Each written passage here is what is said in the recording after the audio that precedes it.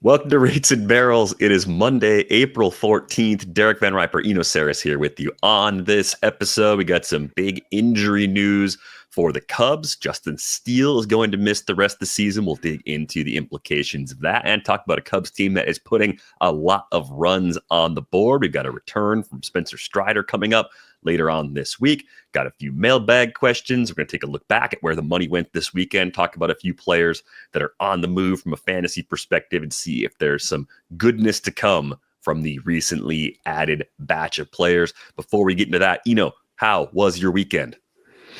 Oh, it's pretty good. The kids were away, so I got most of my taxes done and watched movies and finished White Lotus and also went to Fight Club. Normal what? You went to a Fight Club? Yeah. I went to a thing that was called an open ring fight club that was put on by a biker well, I don't know what the word is that comes after that. A biker group? I think group is the club. Yes. Club. East Bay Rats put on they had bands and they had an open ring fight club. And what was interesting was there were definitely people there that had trained, that were trained in boxing. The easiest way to see is who kept their hands up or not. There were definitely people that had been trained in boxing, and I think, just like I didn't have this confirmed, but I bet they got a little bit of money, and it was like sort of semi-pro level. Like that's some of the boxing was good. It was like, okay, so this was a well-marketed, organized thing, not. I was trying to figure that part out because there was definitely a group that was just drunk, I think, and they were like just friends because they put 4 in the ring at once, and these guys had no training and they were just flailing away at each other, and they kind of called that one pretty quickly. Four friends? These were people that showed up together to hang out and then just decided to take some swings at each other in the ring because it looked fun. Yeah. So wow.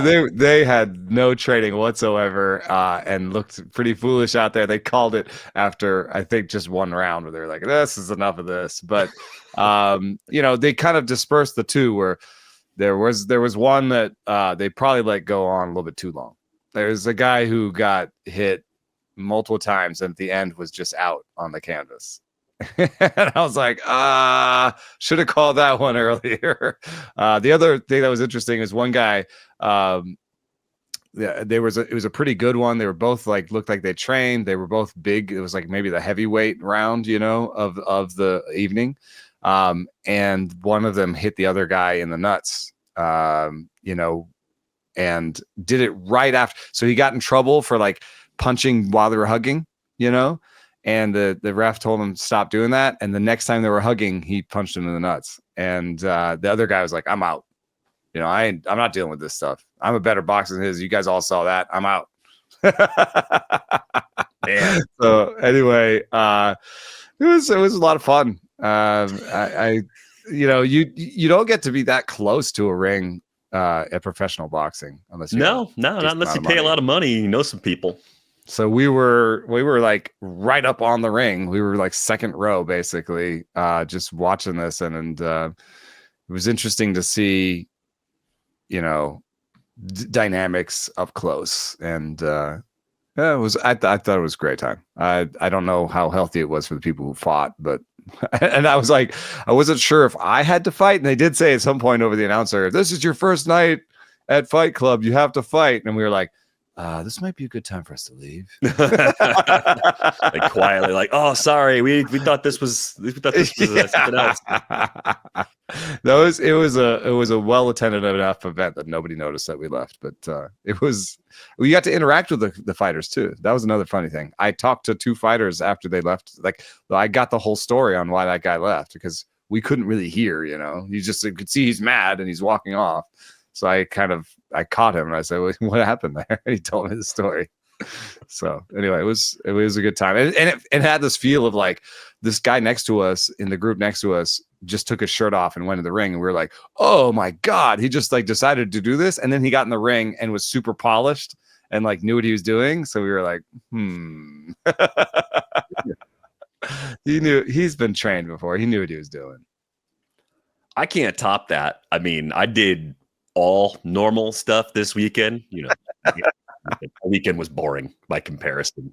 No, this it's just it could have been bad if they'd expected us to fight. I guess I would have just taught my friend, just like, don't hit me too hard, dude. Yeah, you would have been like the 4 guys that showed up and got drunk and fought each other. You'd have been just like them. I just like how you didn't even know if you would have to fight and you showed up anyway. Like we just gave it a shot. I appreciate that about you. I can't say I would have tagged along for that one, but if you would have tagged along to the Fight Club with Eno, drop us a note in the Discord. You can join the Discord with the link in the show description. On the field, not at Fight Club, the Cubs had a good weekend against the Dodgers, but we got news that Justin Steele is going to need season-ending surgery. It's to repair the flexor tendon in his elbow. They're also going to check out the UCL damage that he has there as well. So an actual timeline for his eventual return beyond the end of this season will be known after that procedure actually happens. But this puts a damper on a weekend in which they went into Dodger Stadium, took 2 of 3, had a very entertaining win on Sunday Night Baseball, won on a blowout on Saturday. And it does a few things. I think it stabilizes Ben Brown's role in the Cubs rotation. Colin Ray moves in as the number 5 for now. Eventually, Javier Assad is back in the equation. So maybe Ray versus Assad is some kind of ongoing job battle for that last spot. But I think this also puts the Cubs as yet another team in the Sandy Alcantara sweepstakes this summer. Because if you want to take this Cubs team seriously as a contender, I think they were probably in a position even before the Steele injury to be in a position to consider an upgrade like that. And now it seems like a absolutely necessary sort of trade, whether it's Sandy or someone else that becomes available over the course of the season. I think this is the direction the Cubs are going to have to go. One thing I was surprised to see, I did a little comparison over at Fangraphs this morning just to see. This looks back to 2022.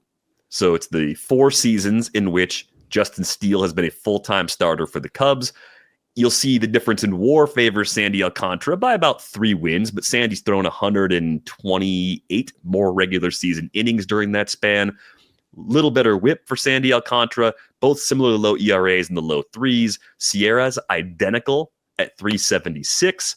And even in terms of stuff, Sandy Alcantara's stuff is a little bit better, higher above average pitches across the board generally, but they're more similar than I thought going in. And that's kind of what you need to replace on a per inning basis, right? If the gap was availability because of time lost last year for Justin Steele due to injury, that's the level that when he's out there, he brings near ace-like performances to the Cubs, and they're going to miss that dearly. Yeah. The Cubs probably have a better ability maybe to get Sandy Alcantara than some of the other teams we're talking about. I mean, I do believe that a trade with like Cade Horton and Kevin Alcantara, would be pretty competitive with something. Who else? We've talked about the Mets being a team that may want to get on this. I mean, their best would be maybe Jonah Tong or Brandon Sproat plus Jet Williams. I think that the Cubs offer would beat that.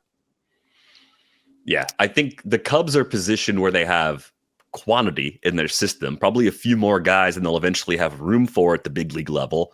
Proximity, generally close to the big leagues.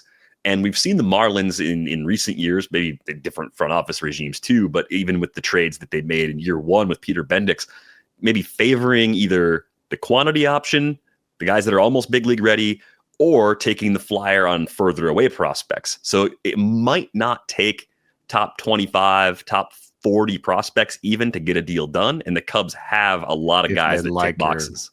If they like your young guy, Mm-hmm. I doubt that they like somebody like Enrique Bradfield Jr., but, maybe they could do something about Enrique Bradfield Jr. or somebody like that. Plus Chase McDermott in Baltimore and be competitive with these guys. I still think that the Cubs have probably is a slight edge because I just don't think that Baltimore is giving up Kobe Mayo. If Baltimore puts Kobe Mayo out there, they can get Sandy Alcantara, I think. Right. I think in order to match the Kobe Mayo sort of thing, the Cubs have to trade someone they're using right now in Matt Shaw. It would take going to that level. Like the number of players involved would probably go down, but the quality goes way, way up. So I was pretty impressed by Kevin Alcantara though this spring. Yeah. I would try to keep him if I was the Cubs, and they probably want to do that. But at this point, they also do need with the trade that they did for Kyle Tucker, that this is kind of an all-in-ish type year. Like you wouldn't hate to lose it just because you lose Steele. So they almost they are most motivated. I think those three teams are the most motivated to get Sandy Alcantara, and the Cubs may be the best equipped to do it. The challenging thing is that it's only April 14th, and more teams are going to lose pitchers between now and the trade deadline. So the longer you wait to try to get a deal done, the more the price goes up. Yeah. Like, what are the Marlins doing? They're not going anywhere. If you can give them what you think is like a blow them, just your best offer, just do it now and just try to get it done. And you get more value out of Alcantara himself. Now, do you think that Alcantara himself is Alcantara himself? It's not 100%.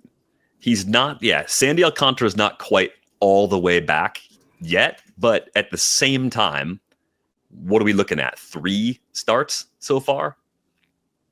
I don't know. And the stuff is back. The command is just not back the same way, that follows what people say about the surgery. Right. That's the typical good outcome that you'll get. Oh, good. Stuff's all the way here. And then how long does the command take? Does it take a couple of months? Does it take all season? Year. But you also, if you get them until 2026 with a 2027 club option. And their window's opening right now. Right. And it's going to be open for a couple of years. So I think a non-rental is exactly what you're looking for as far as upgrading beyond this season. Plus, he's just a high stuff guy. Like that's something you want for the postseason. From a fantasy perspective, are you trying to get deals done for Sandy Alcantara in your trade leagues right now because it's not good from a command perspective yet? Yeah, I think it's a good time to get him. All right. The other big storyline with the Cubs this weekend was Pete Crow-Armstrong. They've been trying to work out an extension. That's on hold for now. There's a great piece from Patrick Mooney on The Athletic. And just looking at some of the possible comps in Patrick's story, Michael Harris, 8 years, $75 million with Atlanta a few years ago. That was a pretty good one. I think Ezekiel Tovar in terms of service time, being a great up-the-middle defender, also another contract that might make a lot of sense. Do you think it is a good decision for the Cubs to try and get out in front of this? We already know how good of a defender Pete Crow-Armstrong can be. We've seen some interesting flashes from him during his brief time in the big leagues. And he does seem like the kind of player where if you let it ride out for a season and everything starts to click at the plate, the possibility of extending him maybe goes down because he could become the type of player that eventually wants to play all the way to free agency and go year to year, or the price can go much higher than even that Michael Harris number, which is, not nothing. It get closer, maybe eventually to Jackson Merrill territory if PCA has the big breakout at the plate this year. I think he made the right move, and I think it actually has something to do with signing bonus and where they were drafted. He was drafted in the first round with pick 19 and got a $3.4 million signing bonus. Michael Harris was drafted in the third round and got a $500,000 signing bonus. So if you just think about what money is literally in his pocket right now, PCA had the ability to say, you know what, I'm normally making $700,000 this year, but I still have some of my $3 million left, and I'd rather, keep that and maybe invest that or whatever it is, and bet on myself a little bit here. In terms of what he's doing under the hood, like the fact that he's kept his strikeout rate from last year, which was better than expected, and he's cut his swing strike rate, I'm pretty bullish on him going forward. The only thing that's sort of missing is he doesn't really have that top end bat speed. So, I like Merrill better than PCA. I don't think that's saying anything crazy, but no. I don't think the gap between them as hitters is going to close quickly if it closes that much at all. Yeah, because Pete Crow-Armstrong still has 40th percentile bat speed. So most likely he's going to end up with 40th percentile power, which is sort of where he is right now. And it is hard for him to run the high-end BABIPs with that kind of bat speed because he's just not, hitting missiles everywhere. So that's a little bit why he's hitting 230, even though he's only striking out 23% of the time, Mm-hmm. But could he do bat speed training? Could he just get stronger? He's 23 years old. Could he just, grow a little bit and get stronger? Yes, he could do all those things, and he could have a season. I think his peak season might be something 20, 25 homers and, 30 to 40 steals. But his median season right now is already like 250 with 15 homers and 35 steals, 40 steals. So he's a really good young asset. And I think I missed out on him a little bit just because of the minor league strikeout rates. I thought he was going to strike out 30% of the time in the major leagues. Yeah, I mean, even if this is closer to the peak version of the player he is, this is a good outcome so far. I think the other thing you're looking for is eventually a little less chase. Pete Crow-Armstrong still chasing more than 40% of the time. That's held up. That was the case last year at 43.5%. He's at 42.6% through 18 games this season. But he's part of a Cubs offense that's been really good so far. They are second in WRC plus as a team as play begins on Monday. They're sixth best in team strikeout rate. Yeah, score one for Pacoda, who saw this one coming, really. Yeah. I mean, they're living up to the team that Pacoda projected them to be. They look like the early favorites in the NL Central. Kyle Tucker's been phenomenal out of the gates. Michael Busch showing us that last year maybe wasn't a fluke, and Seiya Suzuki's off to a nice start. So it's going to come down to what they do with that pitching staff. I mean, even with Steele in the fold, they were tied for 22nd in K-minus BB percentage as a group. They're in all their pitchers, starters and relievers coming out of the I've been a little bit I've been a little bit worried about Ben Brown, to be honest. As much as the stuff looks like it's great and has some of the markers of decent velo for a starter at 95.4, and then 86 mile an hour knuckle curve is like, that's a really good velo for a knuckle curve. It kind of little bit reminiscent of like Lance McCullers with the hard knuckle curve and the good fastball. The strikeout rates are decent, but he's covered up a little bit by, if you're looking at K9, this is one where the K9 lies to you. Because you look at the K9, you say, 10.2 per 9, like that's the same he's ever been. Look on over to percentages. It's because he's walking guys that he's getting the high K9. He has a 23.8% strikeout rate. He's lost about a tick of velo from last year. He's a 2-pitch pitcher, and Stuff doesn't really like either pitch that much, although the curve is pretty good. It's a 108 Stuff plus. It's right around an average for a knuckle curve, which is kind of crazy, but he's got a pretty good curve. But the fastball, 84 Stuff plus, and I'm a little bit worried about him from a 2-pitch perspective. I think he's like a streamer plus. Maybe I'd consider trading him in Devil's Rejects, like he's an exciting young pitcher, but like Jared Jones had 2 pitches, and those 2 pitches were better than Ben Brown's, and he had shown some aptitude to adding pitches, which Ben Brown hasn't done yet. Yeah, I think with Ben Brown, if you are going to trade him, do it coming off of the weekend start. It was 6 scoreless, 5 Ks, no walks against the Dodgers, right? I mean, just take advantage of that momentum, that little bit of extra confidence that someone on the other side of that trade would have. I'm probably going to be a little more patient with Ben Brown than you are because of the park, especially at home. I want to throw him at home most of the time. I think he is a little more of that streamer plus, the guy that's in your lineup often. I do think in 12-team leagues, he's the kind of player that can drive you nuts. The deeper leagues where you're just like, he's clearly in my lineup. I gotta pitch him. Yeah, some leagues you're just like, I gotta pitch him. Yeah, the leagues where you're like, I don't have to pitch him. Should I? You're like, I don't know. Yeah, I could see you could just like, I used him at home in a good spot, and he got hit around a little bit. Then I didn't use him against the Dodgers, and he was great. Like that, I could see that being kind of the story of the season for Ben Brown. But now we do have that added job security as a result of the unfortunate injury to Justin Steele. Let's get to some other news around the league. CJ Abrams lands on the 10-day IL. It's a right hip flexor strain. They're optimistic that he's only going to miss the 10-day minimum, so that'd be good news.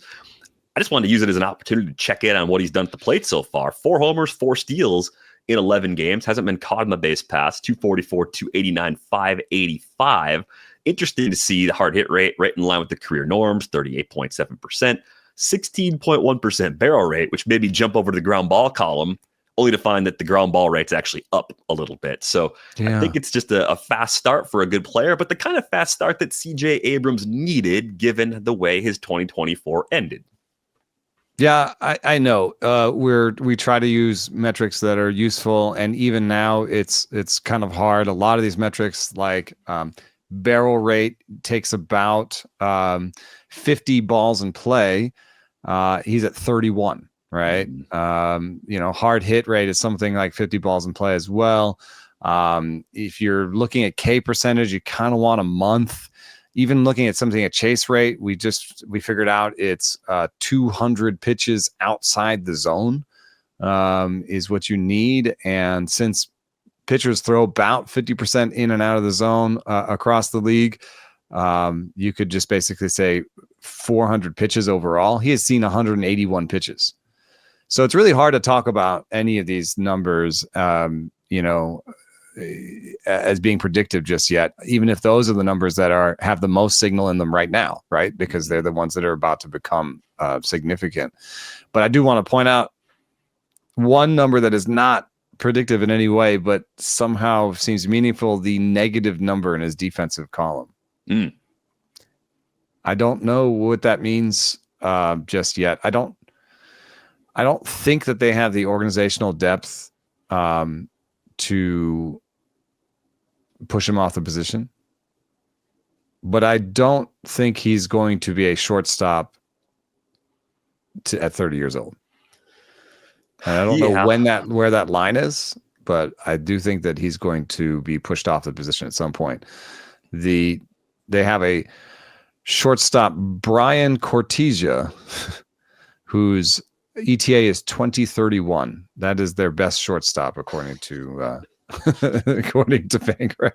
Well, so their eventual replacement for CJ Abrams might not even be in the organization yet. Right. Yeah. And it's just like, even if the defense at short doesn't improve enough to where he can stick there, it's going to play somewhere. And the other questions, of course, were just how uneven his production was at the plate last year. If he's going to play like a 20-30 or even a 30-30 type player, they will find a way to make that work. It might be a slightly lower OBP than you'd like, but that's still a really nice player to have. Second base, somewhere in the outfield. I don't know where exactly, but he's hitting enough, right? So I feel like kind of amazing that he went 250, 20-30 last year and didn't have 2 wins above replacement by Fangraphs. It's it's hard to do that with the old minus 8.3 in that defensive value column though. So it behooves them to find him a new position pretty quickly, I guess. I mean, third base is open, Mm-hmm. I don't know. They some parts of what they're building look really exciting, and then other parts are like, are these pieces actually going to fit together in the right way at the right time, like they did last time? Totally a fair question to ask about the Nats as they go through that rebuild. Probably going to see some more Ahmed Rosario in the short term with Abrams on the IL. But again, supposed to be a minimum IL stint. Paul DeYoung. He's all right. Yeah. He's all right. Short term. I wouldn't pick either of these guys up in leagues, though. No. The other news from the weekend, we did get an update from Atlanta. Spencer Strider is going to return Wednesday against the Blue Jays, so that is exciting. Be sure to make sure he's activated anywhere you have him, because he's stretched out enough. It's not going to be a short start, and the stuff looked good enough, like very good during his rehab time. So no hesitation there. I mean, could there still be Sandy Alcantara command inconsistencies? Sure, always possible coming off surgery, but you have to take that chance on Strider if you stash. It wasn't like a full Tommy John. It was more the internal brace. So I hope that means something. Yeah. No Zebby Matthews yet. We thought going into the weekend the Twins might go to a 6-man rotation. According to Aaron Gleeman of The Athletic, they're going to stick with 5. Zebby stays in the minors. We'll talk about David Festa a little bit later on in the show. He was a popular ad, so he'll be part of the Where the Money Went segment. Joe Boyle made a spot start. I figured I had to get your attention with this one. Looked really good. The plan was to send him back down after the outing, but we know Zach Littell got knocked around pretty good last week. Did anything change with Joe Boyle that gives you more confidence that he can just just improve the walk rate enough to make it work and to possibly get a prolonged look in the Rays rotation at some point? A lot changed. He went from a 53-degree arm angle in 2023 to a 36-degree arm angle this year. Joe Boyle. A long ways. So he is no longer as over the top. And on top of that, he's not chasing extension as much in terms of his pitches. Where do I find extension? I know that Lance Brodowski pointed out that his extension is different. Yes, 6.6 on the four seam last year, 6.3 extension on the four seam this year. It may just be that the coaching that he was getting, and I'm not saying that it was the Reds or the A's or anything, but just the type of coaching that you get when you're a young player is often get on top of the ball, raise that arm slot, especially in that time when we had high spin rate. Four seamers was the thing that everybody wanted with high ride, right? So what do? You get on top of the ball, you have a high release, and you turn that into ride. And that's the conventional one. But we reported last week in our arm angle segment that there might be sort of a dropping of arm angles that's happening across the league that has to do with an understanding of what vertical approach angle looks like, and that you can actually get a lower release if you drop down, and if you can still get similar ride, that'll be a better pitch because it'll be flatter on approach. So maybe he has changed the things he's the key performance indicators, these things like extension and high arm angle. Maybe he's taking a different approach to that with the Rays. And then on top of that, the most exciting thing was a new splinker. Joe Boyle with a splinker, that could be good. 93 miles an hour. Listed as a sinker on the Savant page. This thing has as much drop as his 90-mile-an-hour gyro slider, but it has 20 inches of arm side run. So if you look at his movement profile on Savant, you've got a bit of a perfect triangle, four seam at the top, slider, and he's stopped throwing the big curveball too. So he's got this 0-0 slider that he can actually command, that he throws at 90 miles an hour, 98 mile an hour four seam with ride, and a 93 mile an hour splinker with tons of arm side movement. So, and I bet you Tampa I didn't see this necessarily, but I bet you Tampa just has him thrown to one target. So one, this triangle of pitches to one target. Could work. I mean, he's always had the stuff. I'm wondering if we have indications, though, that his command is still the same as it ever was. And I got I'm going to pop this up on the screen if you're watching on YouTube. This is the plot of where the pitches were. It was a great outing. I'm not trying to take anything away from the results, but that's still the one thing you can kind of see. Bad command. But you can kind of see a diagonal approach here. That's a slot. Yeah, that's the slot. You can kind of see that coming together. And I would wonder too, if you change your slot that much, maybe there's going to be a little bit of time where you're still finding the command. I don't know. Is Joe Boyle ever going to have even average command? Probably not. The question is, can he get his command to a level where he's not a long-term reliever or a long-term up and down frustrating guy, the same way we talked about Edinson Volquez, the way we've talked about Edward Cabrera for years. That's still the most likely outcome for Boyle, but the fact that they're changing things with him at least has my attention. What perspective is this? This is the default one. This is relative to the strike zone. This should be from behind home plate, I think. Yeah, it's that scrolly pitcher report one from the Savant box scores. Yeah, well, definitely some waste pitches there that they're just way off the screen. Oh my goodness! I'm assuming that this is catcher perspective. It's got to be catcher perspective. Yeah, because you sail pitches to your hand side. Those are arm side fastballs way up there. Hopefully those are to lefties. Yeah. Yeah, I think a chance to watch the start. That's where the righty's head would be. Yes, that's what I'm saying. I didn't see a report of 7 hit batters, so but that wouldn't be out of the range of possibilities for Joe Boyle start. Yeah.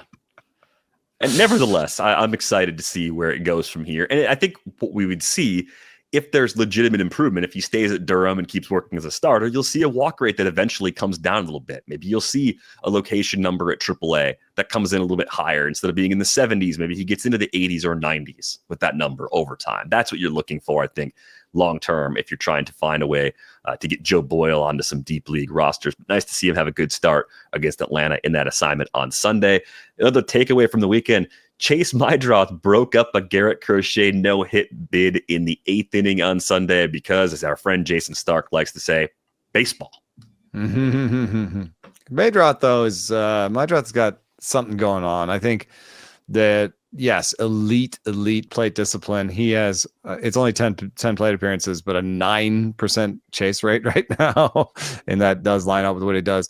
I'd be fascinated to know if it's enough power. If the ISO starts with a 0, I'm a little bit less excited about him because he could fall into, what was the other guy that had the same profile for the White Sox and Cubs that hasn't made it? Come on. Nick Madrigal? Yes. He's a little bigger than Madrigal, though, right? I mean, Madrigal, I think, was a physical size limitation. Yeah, but 5'10", 190 is not too big for Mydroth. But yeah, that's really bigger than Madrigal. But also, 105 max EV in AAA this year, 108 last year with Boston. But 105 is not great. That's like Luis Arias territory. And maybe he can be a Luis Arias, but it'd be a lot more exciting if he could have like a 150 ISO. Then we'd be talking about somebody who's more relevant in 10 and 12 teamers. Yeah, I just looked back at Nick Madrigal. There's a 112 max EV that pops up for him in 2020, and then nothing above a 106.9 in the 4 years since. So I'm just wondering if that was a misread 112, or which is why the teams use 90th percentile. Yeah, right. I mean, that gives you a sense of where that really ended up. But yeah, we'll keep an eye on Mydroth, though. Big OBP numbers in the minors. Shane Smith pitched pretty well again. I don't think anybody wanted to start him against the Red Sox, but he came out of that with a pretty good outing. So he's another interesting arm to watch. New sinker for him. It's cool. But yeah, but it's not the other things that you want. I mean, the thing about Shane Smith is the fastball is pretty good, and you're kind of like, what's the other stuff that's going to make it happen? Because the change, I guess, is above average. The slider is below average. The curve is below average. So I don't know. Adding a sinker is interesting, but I'd much rather he had a better slider. Yeah, I think the most optimistic projection right now from an ERA perspective comes from Oopsie. It's a 4.21. I think that's a very fair expectation. I think Shane Smith is still more of a deep league contributor, but perhaps a really nice scoop for Chris Getz in the White Sox coming out of the Rule 5 draft in December. Do like... Oh, we're going to get to Festa. Yeah. We'll get to Festa. We'll get there. Got a few mailbag questions we're going to get to today. Jacob1980 sent us this one in Discord. Level of concern right now with Christian Walker, Mark Vientos, Jake Berger, and Matt Shaw. My initial take on the question was one of these 4 guys is not like the others, right? We've seen enough Christian Walker. We've seen enough Jake Berger. We've even seen enough Mark Vientos, relatively speaking, to have a lower level of concern 2.5 weeks into the season. Matt Shaw is trying to break into the big leagues for the first time, and the Cubs are being very patient with him so far. He's got a very busy swing. I think that could be problematic for certain pitch types for him. It's been a rough start so far. 164, 292, 236, does have 1 homer. Nothing in the speed department so far. We thought we could get something there. We saw plenty of rookies last year struggle early and then kind of figure it out after a month, after even 2 months in some cases. But I would also say that Matt Shaw is 1 notch below the likes of a Jackson Churio or a Wyatt Langford or some of those other prospects that struggled and then made the adjustments in season. And given the importance of every game for a Cubs team that has playoff aspirations too, I wonder how patient they're going to be with Shaw as he tries to work through this first stretch against big league pitching. Yeah, I agree with you. I mean, Christian Walker is super established. The barrel rate's still all right. The max EV is still all right. The swing speed's still there. Same thing with Berger. Vientos, the max EV isn't quite there, but max EV is one of these weird things that's you can't really say he doesn't have it yet because he can hit a ball 113 tomorrow and then he has it, That's why bat speed is a little bit more interesting. And his K rate, Vientos' K rate is down. So there's stuff that he's doing that's okay. I think also the way that team is set up, like they can let him struggle through it a little bit. Whereas, and that might be the thing that saves Shaw in the end, right? Is that the Cubs are playing well and he's not embarrassing himself defensively. He's actually pretty good out there defensively. And so they can say, hey, we're hitting on all cylinders. If the team was struggling to score runs, they would need to get runs out of that spot. Right now, they're like, hey, that's our development spot. That's our player development spot. We're just going to let him struggle through some stuff right now. I will say from an eye test point of view, I was surprised by how complicated his swing is. Yeah, you said complicated. I said busy. It's one of those swings that you kind of wonder, like, if it doesn't work all year, how different will it look next year? And if it does work this year, what quick adjustments can he make to make it less of a concern? Yeah, he's that like super inverted front foot. Looks like he's trying to like pre-coil, he's trying to get as much bat speed as possible by like sort of just turning very far back, but that's going to also make your swing longer. What you do see in the end is right now 10th percentile bat speed. They don't list his swing length for how long it is, but he's doing all that to try and get bat speed maybe, and he doesn't have it. So he might need to find his identity a little bit. If you're going to, let's say you're not going to hit for power, then because you don't really have those top end power outcomes because you have a 68 mile an hour bat speed, then maybe you should focus on making contact and hitting 15 homers a year. And being the guy that you look like in the minor leagues more than somebody who's going to come up here and hit for power immediately and miss more because of it, Yeah. It's just, I think this is pretty typical. It's going to take a little bit of time. I wonder if that swing makes it harder for him to replicate the hard hit rates he had at AAA, though, once he gets more of a sample. Like, is the hard hit rate going to come in at 30% or 33% instead of the high 30s? Like that might be part of the equation for Matt Shaw as well. But if you were in a 10-team redraft, would you hang around for it? No, not in a 10. If you're in a 12-team redraft, would you hang around for it? Thinking about dropping him in a format like that too, sort of the would you rather is probably going to matter in that case. Like, I'm not just rushing to drop him, but what if it was like Paredes, even Paredes? Like that could be an actual would you rather in a 12-teamer, right? I'd probably rather have Paredes than Shaw for right now in a 12-teamer. Even though keeper dynasty, I think there's still stuff to like here. I just think it's going to take some time for it to come together. Right. Like if he's not getting on base, he's not going to steal you a bunch of bases, Shaw either. Right. How about in a keeper environment where maybe you're having some pressure? It's not like dynasty where you keep everybody, but it's a keeper where you might have 6 keepers or something, and you have Joey Ortiz and Matt Shaw. Which one of those are you keeping around? If you got into a roster crunch. Am I a homer? I think I like Joey Ortiz better. I'm going to keep Ortiz around. The swing strike rate is really low. The K percentage is really low. Neither of them maybe has the bat speed of a premium power hitter, but Joey Ortiz has shown some more in the big leagues already, and has a balanced skill set. Because they both run well. They both play defense on the left side of the infield. Ortiz's defense at short's even they could be theoretically very similar players.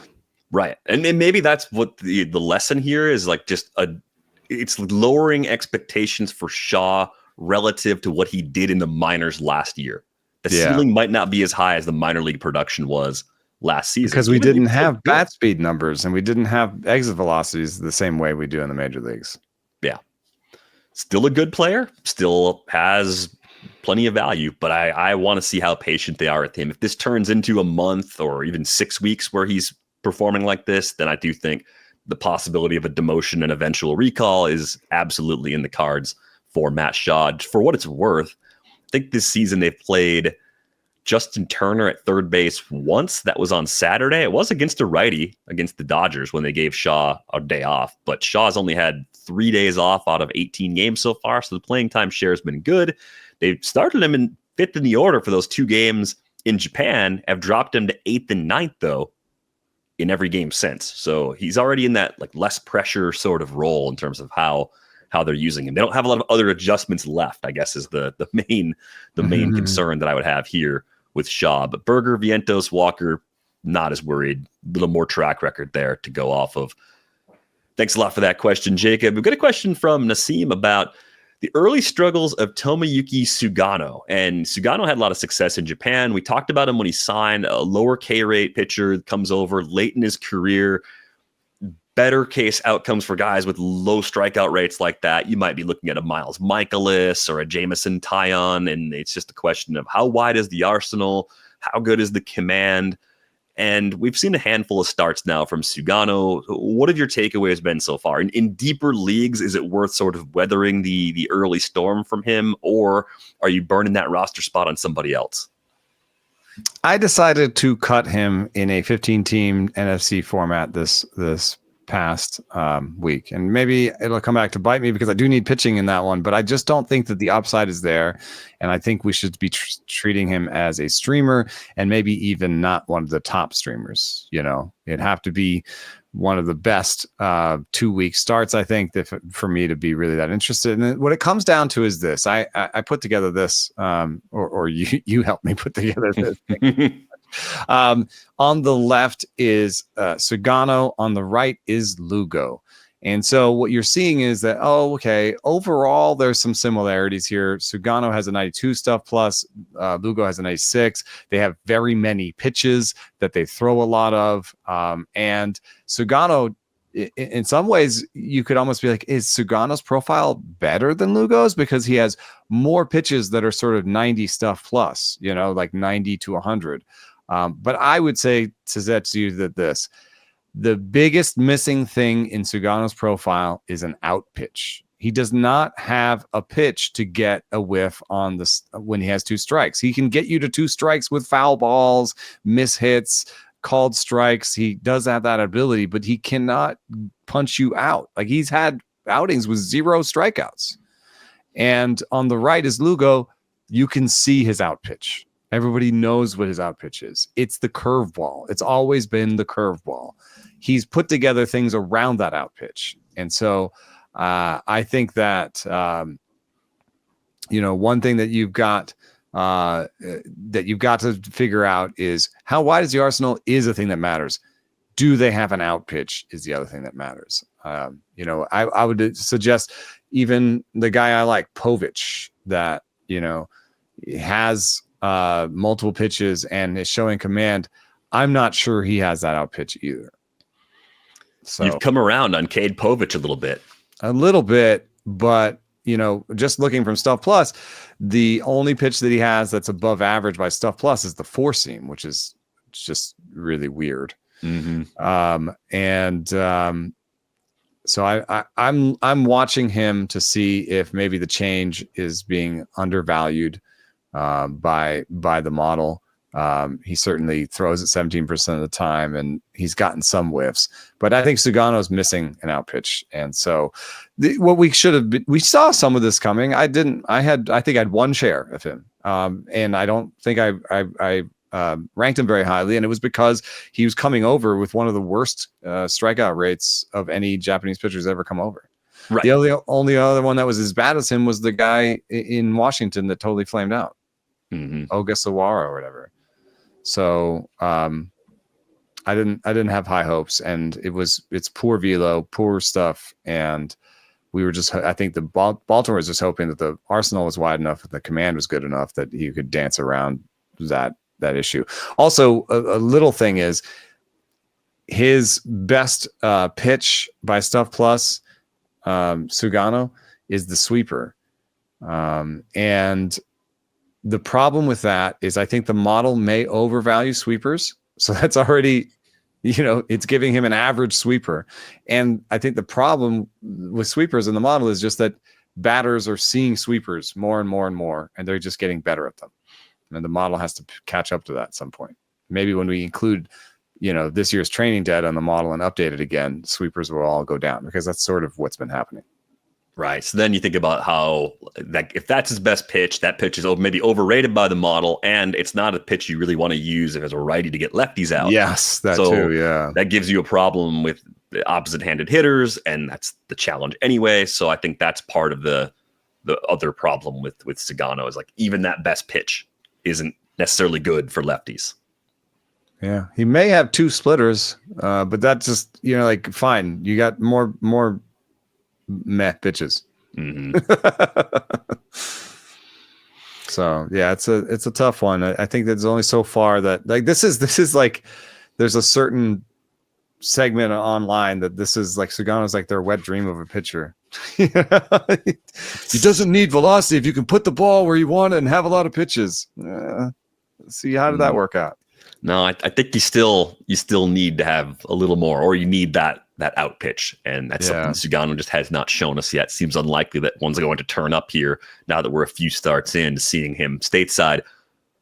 Let's get to where the money went. Let's make some sense of the weekend pickups to the best of our ability. I was lucky in one of my 12-team leagues, Kyron Paris was still out there. So I did smash the Fab piggy bank a little bit, went to 177 out of 1,000. I noticed he was also available in 68 RotoWire Online Championship leagues. Range in those 12-teamers, 425 was the highest bid that got Kyron Paris onto a roster. 69 was the mid.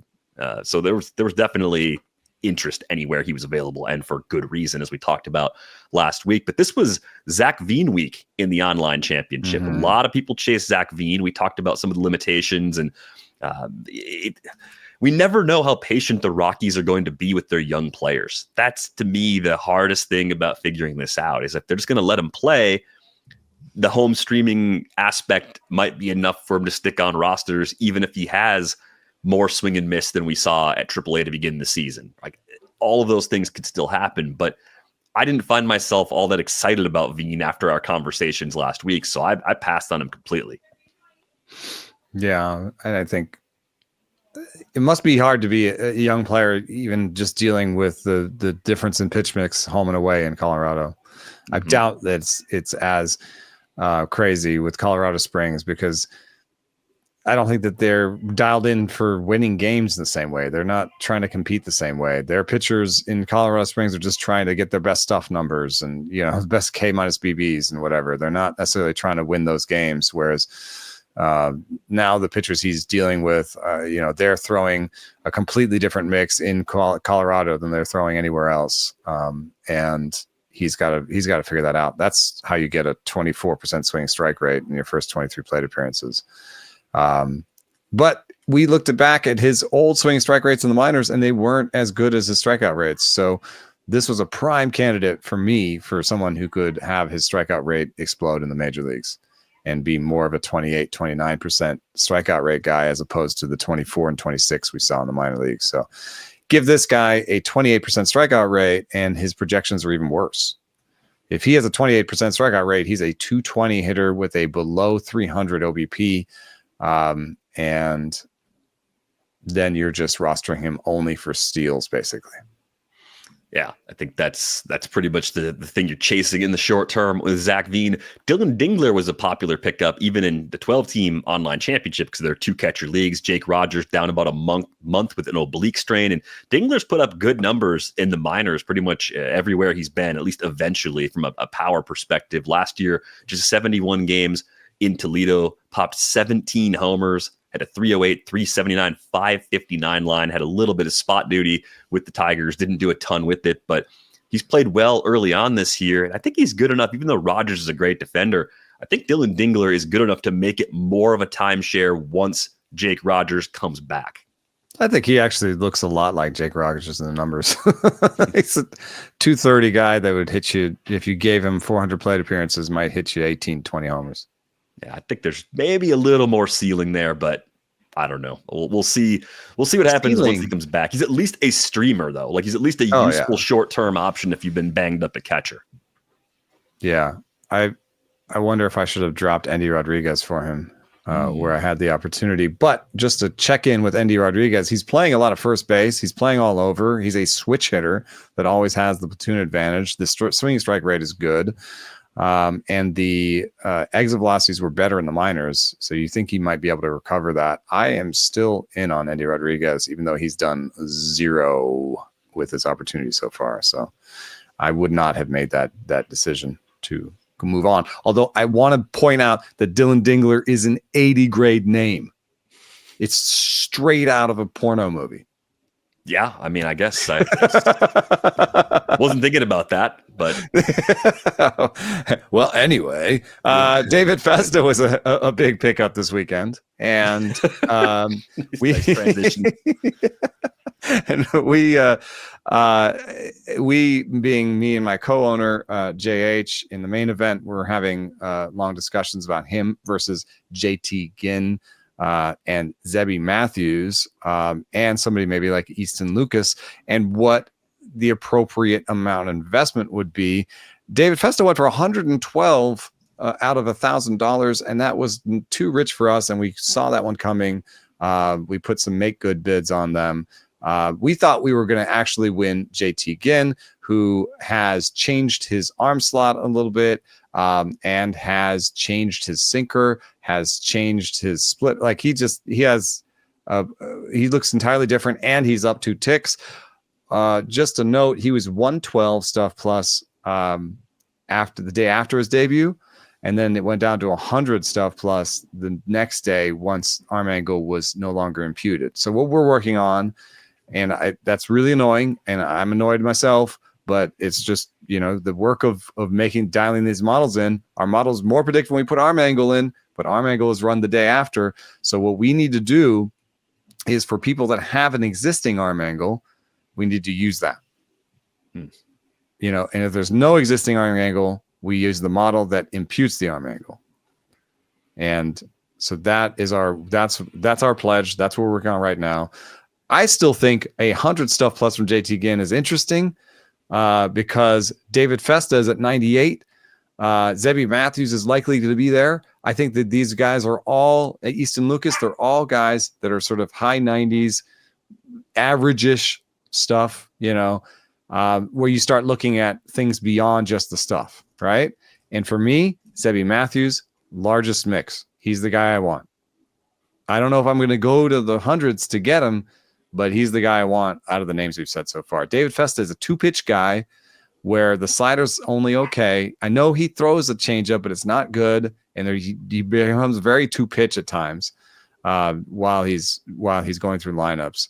And I prefer Zebby to him. JT Ginn, though, if he's available in your 12-teamers, I made the switch from, I think I dropped Fetty maybe, picked up Ginn. Are you throwing Ginn against the Brewers on the road this week?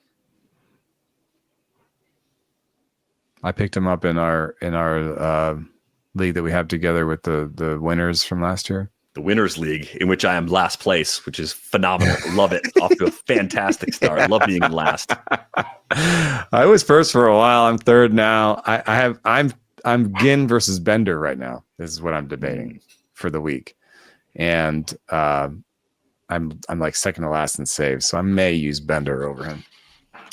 The Brewers lineup is fine. It's a 96 WRC plus, but definitely one that I think we can pick on just a little bit to begin this season. Still got a few guys that haven't found their stride yet. Yelich has been quiet. Hoskins has been pretty quiet. Is a 0 right now.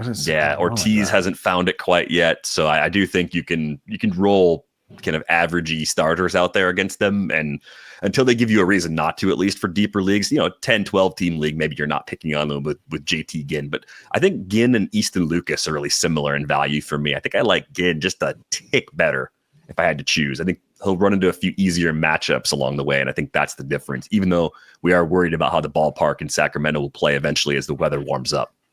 Yeah, Easton Lucas is very sort of fastball slider, both league average. Whereas Ginn has like a very interesting looking sinker right now, and pairs that with the slider and the cutter. I just think that there'll be a little bit of novelty with Ginn's shapes too. Like when I'm looking at it, Ginn is a really weird. He's doing really weird stuff where like his sinker has less. It almost looks like a one seam or something. Like it has less fade, less arm side run than most pitchers, but it has more drop. And his cutter actually has arm side movement, which is not ideal, but it's very different from his gyro slider. So there's something to like there with Ginn. I just wanted to point it out. And I would put these guys generally in the same bucket, which is like the smaller your league, the 10, 12 team leagues, then it's only about schedule for those guys. I don't see a separator from, maybe Zebby is the one that I would say he might have the upside to be separate from this group. Otherwise, it's fungible guys, how does the schedule look? The prevailing trend when Zebby Matthews comes up on this show is we really like Zebby. And then we find out the Twins aren't using him or that he's making a spot start and going back down. Like it's like, just give him the chance. Just let it happen already. And maybe then we'll be right. And Zebby Matthews will get to be a difference maker. It was a little bit quiet on the reliever front. I did notice in the main event leagues, though, Abner Uribe was a frequently added player. Top bid was only a 128. There were some people that snuck him through for $1. The main reason for that is Trevor McGill is going in for a second opinion on his knee. McGill had a blown save Saturday night. Joel Payamps kind of started that fire, and Trevor McGill came in as part of a 5-run ninth for the Diamondbacks. Go to the ninth inning up 4-0 and to lose on the road, that's a tough loss for the Brewers, but we'll see what the second opinion reveals. I think it's fair to look at Uribe as the next guy up in that bullpen because a lot of the other options the Brewers have don't have that prototypical closer velocity. Uribe does.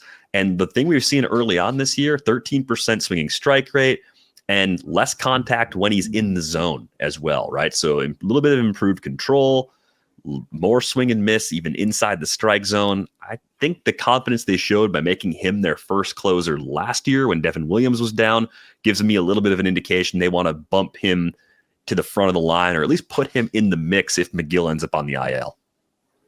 Yeah, I've been a little bit annoyed with chasing saves this year. It's like I've got some shares of Bender that are working out okay.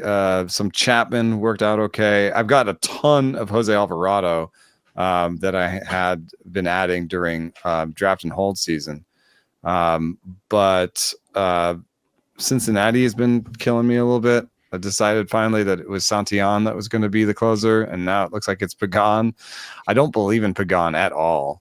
And I've been saying that maybe Graham Ashcraft is going to be the guy who's going to lead them. I'm wondering now if it's just going to be Alexis Diaz. Like Diaz is back. He walked everybody on his rehab, so he didn't fix whatever he had to fix, but he does have the velo, and he used to have that job. I wonder if he gets the next opportunity.